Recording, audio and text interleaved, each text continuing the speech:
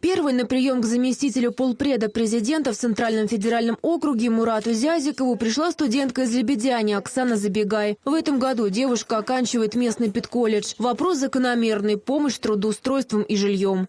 У меня в Лебедяне нет места жительства. А мне очень хотелось бы остаться там, потому что я там встретила очень много людей, очень много друзей и очень полюбила этот маленький город.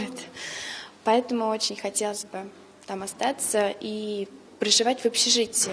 Оксана сирота. Девушка уже стоит в очереди на получение собственного жилья. Но пока его нет, с общежитием помогут. Положительно решился и вопрос о трудоустройстве. Студентка будет преподавать в начальных классах. С учетом того, что сирота, и с учетом того, что это обязательство, опять-таки, наши по обеспечению жильем сироты, естественно, мы, я думаю, порешаем весь вопрос и по проживанию в общежитии. После приема липчан Мурат Зязиков посетил строительную площадку перинатального центра. Возводят социальный объект в рамках федеральной программы. Стоимость 1 миллиард 700 миллионов рублей. В России таких будет всего 32. Центр рассчитан на 130 коек. Здесь будет самое современное оборудование. Мы сейчас уже выхаживаем, это уже 2 года от 500 грамм. Но понятно, что в том центре, который строился еще в прошлом веке, естественно, нет тех технических возможностей и тех условий, которые необходимы на сегодняшний день.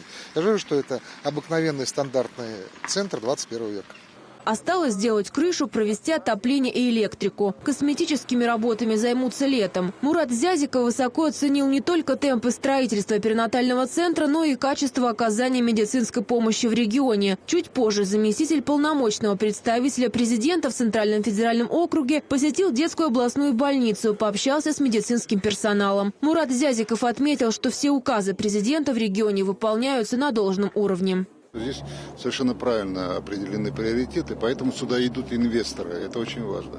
Ну и вот по указам президента проблем нет. Здесь очень решаются своевременно все эти вопросы.